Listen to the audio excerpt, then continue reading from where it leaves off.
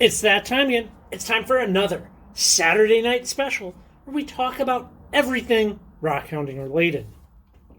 Sometimes, when we talk about everything rockhounding related, it also includes difficult subjects. And one of the major topics I would like to talk about tonight is money. I know, it's not a thing that people generally speak about in a public setting such as this, but, we're doing it tonight. I would like to talk about the price of lapidary equipment. Let's start by using one of my biggest and most expensive piece of equipment I have out in my shop, my 14-inch oil slab saw. Now, this saw is, it's gross. It's an old saw. I believe it was a kit, and somebody manufactured this themselves. I initially bought this with this 14-inch slab saw for $800, okay? And at the time, I had a lathe in my shop that I never used, and I turned around and I sold it for $800. So it was like just a machine trade for me. And that lathe, I think I initially paid $500 for, so I felt really good about it. And I know some people are out there hearing this and they're like, well, an $800 used homemade 14-inch slab saw, that's a lot of money. And I think, it's hard because I live in Northeast Washington. We don't have an abundance of great lapidary equipment sitting around. And when something comes up, people charge a premium for it. But my 14-inch saw works just fine. I've tuned it up. I've perfected everything. Everything's good. It can just go. Let's look at some prices that I took today of some other new 14-inch saws. And I think you can see here that both they can get very, very expensive, as well as having some extended wait times for these things.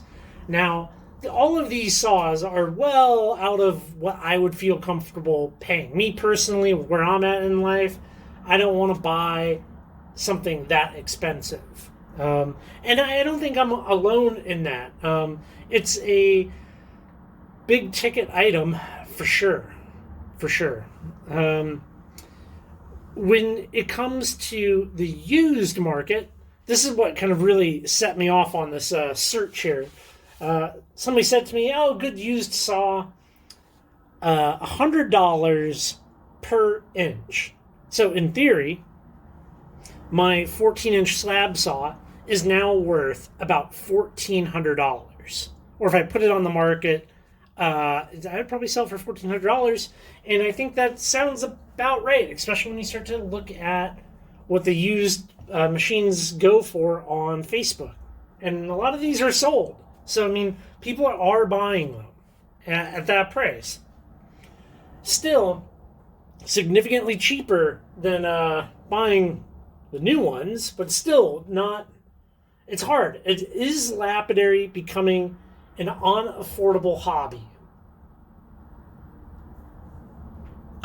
I've made that poll over on the community tab here, and I think, it's a very lopsided poll, at least at the time in which I'm filming this. I think people would say, yeah, it can be very expensive if you're buying new or buying used. There's a lot of hobbies in this world that people have that do cost a lot of money. In the world of lapidary, you can definitely go buy a $3,000 cab machine and a $3,000 slab saw and a $1,500 trim saw, and just on and on and on and on.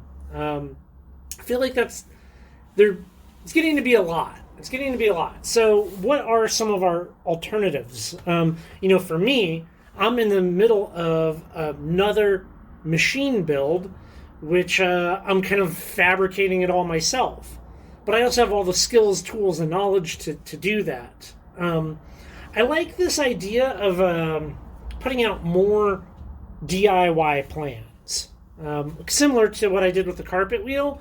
And moving forward, I really want to put out more blueprints like that. I think that's good. I mean, I can't fix the lapidary industry. I can't like make people lower their prices, but I can put out free plans here. So I'm going to be working on doing some more of that, especially over winter as we start to get into cold and snowy season.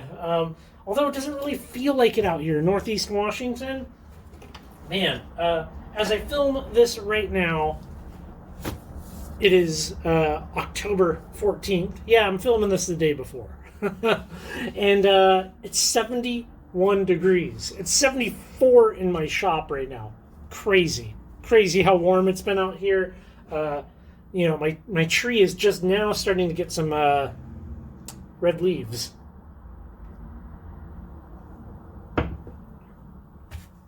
With the change of the fall colors coming in, I just want to take a second. I want to safety Sally. I want to be the hall monitor for a second. I want to talk about this real quick. Okay. We go out in the middle of nowhere.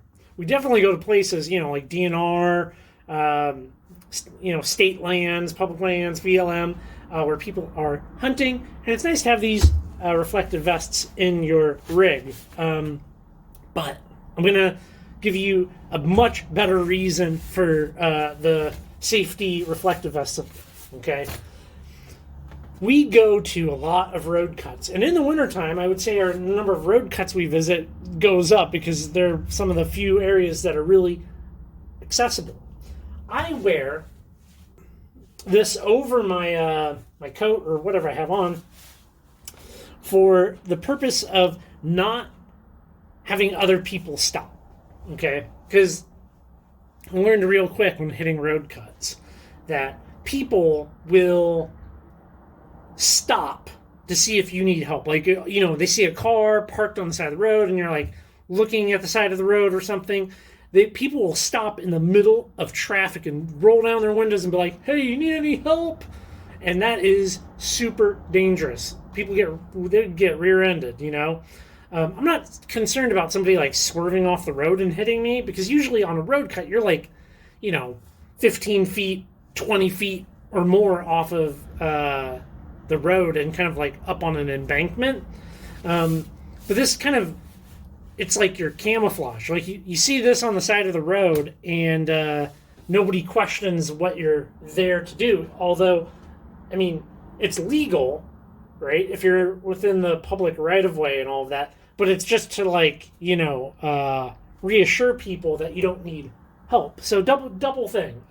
These are super cheap. You can get like really nice ones with like big pockets and stuff. Totally affordable.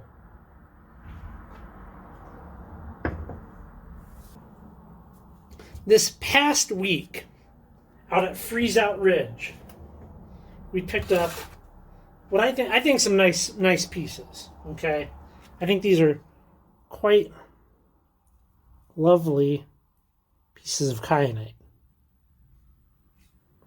And I got a number of questions. That piece. I like that. Pretty. I got a number of questions from people asking to see how I do the extractions on this material. I gotta get this out of here or it's gonna become a mess. How I do the extractions on this type of material. Now, it can be difficult, but basically we have a bunch of thin bedded layers of mica schist in here with our crystals that we want to extract. I don't know of a better way to do this other than using basically 5 different tools. Okay, I think are these from Harbor Freight? I got this little poker, right? A little poker. This thing that's like a little hook. I use my big craft tweezers. And then I have some little tiny fine tweezers. These things are like crazy sharp. And then sometimes I will throw this thing on. Okay, so put that on. I can put that like there, and then I can magnify my work, and I can just kind of start picking at it. I don't have a good, really good technique, I guess, for extracting, the kyanite or the actinolite from its talky host. But really, it's just come in here and start splitting the layers with these, and don't impale your hand, and just kind of scrape and pick and try to get at it. And it's amazing to think about the volume of the material,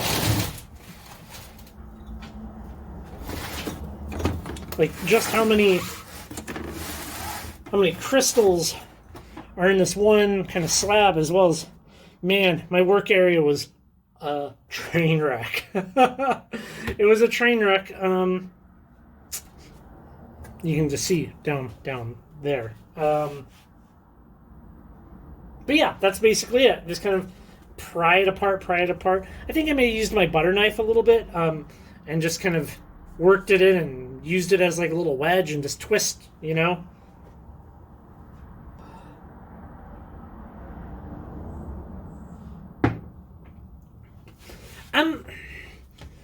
One of the things that I enjoy most about Lapidary, sometimes I think it's actually the designing of equipment and the thought process that goes behind the trial and error.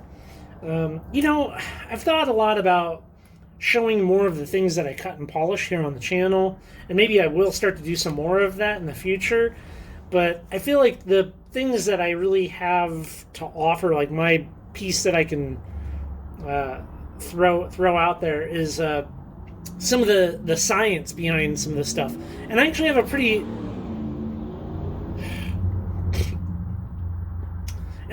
have a pretty big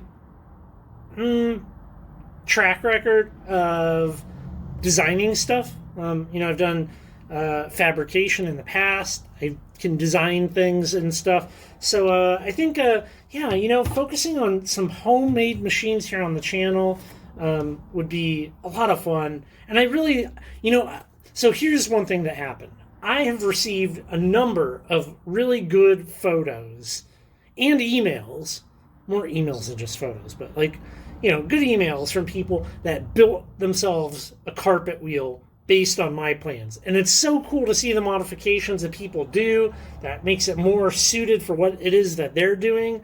And I really want to build more machines, both for myself, because as we discussed, they're very, very expensive. So that saves me money, and I get to help other people, and then people reach out to me with their modifications to the designs. So I like the community aspect of kind of that design and build process. That. Well, I think we'll leave this one here, everybody. Drop me a thumbs up. Subscribe if you're not subscribed. Definitely go check out the website, currently rockhounding.com. Got new stuff going up there all the time, as well as the podcast. All right. Y'all take care, and I'll catch you in the next video.